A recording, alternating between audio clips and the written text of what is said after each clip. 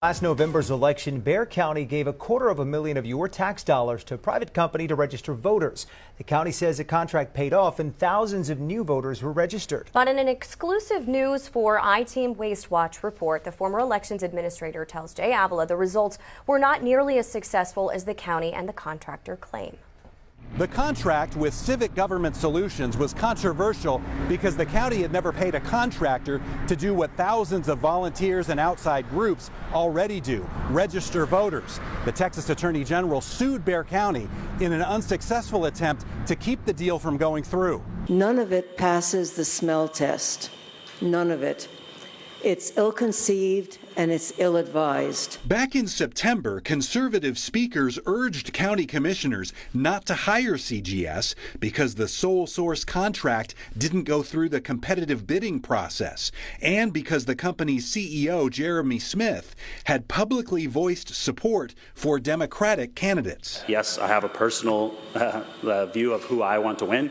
That does not influence the way that a company works. County Judge Peter Sakai and Commissioners Justin Rodriguez and Rebecca Clay Flores voted to approve the contract after Smith said his company's efforts would increase the number of registered voters by as many as 25,000. There would be another 20 to 25,000 more people on the file. After the election, the News 4 I-Team tried for weeks to get results from the county to see if CGS hit that goal. We were finally given records showing CGS mailings led to 15,081 new voters getting registered. And of those, 10,816 voted in the November election. In an interview this week, Jeremy Smith of CGS said they fell short of 25,000 because later the county asked his company to send out fewer applications, which reduced the cost of the contract from $392,000 to $261,000. When you narrow the scope of who you're targeting,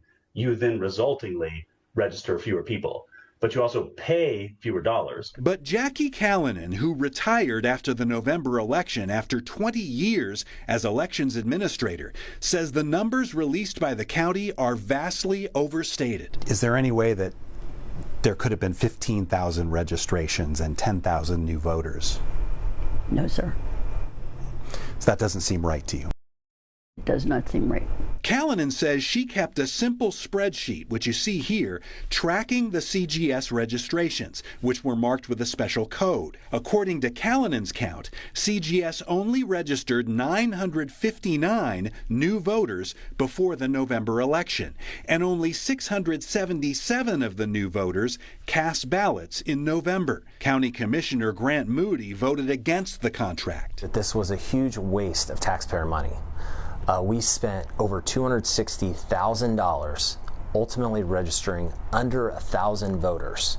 So we paid over $270 per new voter registration. Late Wednesday, CGS said its figures included address updates for people who were already registered, and that its contract with the county allowed it to count those, even though registered voters with an outdated address can still vote if they show up at the polls. County Judge Peter Sakai told me the county has not verified the higher numbers supplied by CGS. Are you relying on this company to tell you how well it did? Can you be sure that they are including all the information?